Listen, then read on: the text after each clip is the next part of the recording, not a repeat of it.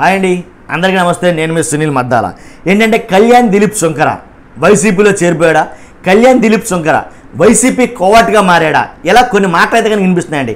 అసలు ఎవరి కళ్యాణ్ దిలీప్ శంకర్ అంటే కనుక జనసేనలో ఒకనొక టైంలో మంచి బాగా ఫ్రేము రెండు కలిగినటువంటి వ్యక్తి అడ్వకేట్ కళ్యాణ్ దిలీప్ శంకర. కాబట్టి కళ్యాణ్ దిలీప్ శంకర అంటే జనసేన కానీ అలాగే కొన్ని కొంతమంది పొలిటికల్ నాలెడ్జ్ ఉన్న వాళ్ళకి మ్యాక్సిమం అర్థమైపోద్ది ఈ కళ్యాణ్ దిలీప్ శంకర అంటే కనుక. కాపులు అనేసరికి కళ్యాణ్ దిలీప్ శంకర వినబడతాడు, అలాగే జనసేన అనేసరికి కళ్యాణ్ దిలీప్ శంకర ఉంటాడు. కానీ అనుకోకుండా జనసేన నుంచి బయటకు వచ్చేయడం, పవన్ కళ్యాణ్ గారే ఈయన ఏదో అనటం ద్వారా, పవన్ కళ్యాణ్ గారు తిట్టడం ద్వారా జనసేన నుంచి బయటకు వచ్చేయడం జరిగింది. బయటకు వచ్చినా సరే జనసేన ఫేవర్గానే వీడియోలు చేస్తూ ఉంటాడు. ఇప్పుడు కూడా జనసేననే కాదు, కొన్ని మంచి వీడియోలు కూడా చేస్తూ ఉంటాడు. ఇలాంటి కళ్యాణ్ దిలీప్ శంకర కొన్ని మాటలైతే, కొన్ని వీడియోలు అయితే కనుక అతను స్వరం మారింది అని నేను అంటాను 100%గా. ఎందుకంటే స్వరం మారిందని నేను ఎందుకు అంటానంటే కనుక ఎప్పుడు జనసేనకు ఫేవర్గా మాట్లాడే కళ్యాణ్ దిలీప్ శంకర కొత్తగా వైసీపీకి ఫేవర్గా మాట్లాడటం మొదలెట్టాడు. అంటే వైసీపీ ఫేవర్గా ఎలా మాట్లాడుతున్నారా బాయ్? రీసెంట్గా మొన్ననే ఒక వీడియో వచ్చింది కదా, ఏంటంటే కనుక అట్లుంటుంది మా అన్నతోని అనేది ఒక వీడియో చేశాడు కదా. అట్లుంటుంది మన అన్నతోని అంటే కనుక ఆ వీడియోలో ఏం మాట్లాడాడంటే కనుక ఇంచుమించుగా 32 నిమిషాలు 36 నిమిషాలు వీడియో ఇది. ఆ వీడియోలో ఏం మాట్లాడాడు, ల్యాండ్ టైటిలింగ్ చట్టం ఏదైతే ఉందో దాంతో జగనన్న మొత్తం అందరూ ఆస్తులు రాయించుకునే సిస్టమ్ అయితే తీసుకొచ్చాడు. జగనన్న మ్యాక్సిమం అందరి భూ హక్కు హరించేసే పథకం అయితే పెట్టాడు.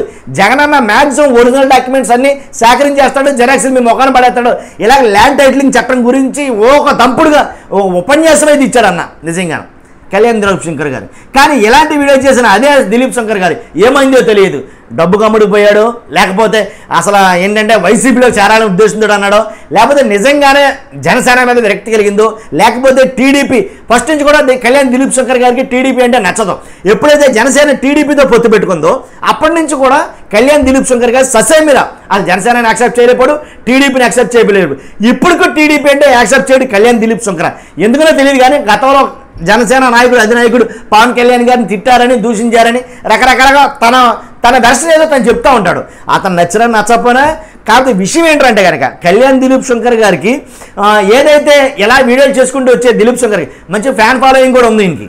కాబట్టి ఇలాంటి ఆయన ఒక్కసారిగా యూటర్న్ తీసుకున్నాడు. ఎందుకంటే ఆ యూటర్న్ ఎలా తీసుకున్నాడంటే వైసీపీ వైపు తీసుకున్నాడు. వైసీపీ నుంచి ఇప్పుడు ఎందుకు అసలు మంచోడు కానటువంటి జగన్ ఏంటి, భూ చట్టం ఆ చట్టం ఈ చట్టాన్ని జనాలను దోచుకు తినే జగన్ ఏంటి, అసలు ప్రజలందరినీ పీడించుకు తినే జగన్ అని వీడియోలు చేసే కళ్యాణ్ దిలీప్ శంకర ఒక్కసారిగా జ్ఞానోదయం ఎలా అయిందో తెలియదు.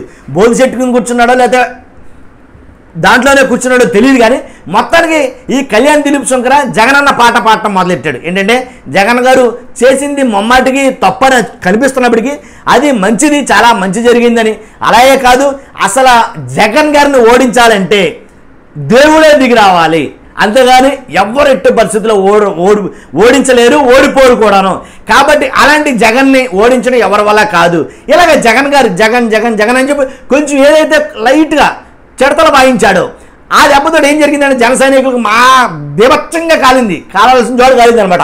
కాబట్టి ఇప్పుడు ఏమన్నారా అంటే కనుక కళ్యాణ్ దిలీప్ శంకర్ గారు అంటే అమ్ముడు పోయాడని కొంతమంది, లేదా వైసీపీ కోవర్ట్గా మారాడని కొంతమంది అయితే కనుక టీడీపీ అంటే పడదు కాబట్టి జనసేన వైసీపీలోకి చేరబోతున్నాడని కొంతమంది, ఎలాగంటే జనసేన టికెట్ ఇవ్వలేదు కాబట్టి వైసీపీ వాళ్ళు దాంట్లోకి ఫేవర్గా మాట్లాడేది కొంతమంది రకరకాలుగా మాట్లాడుకున్నారు.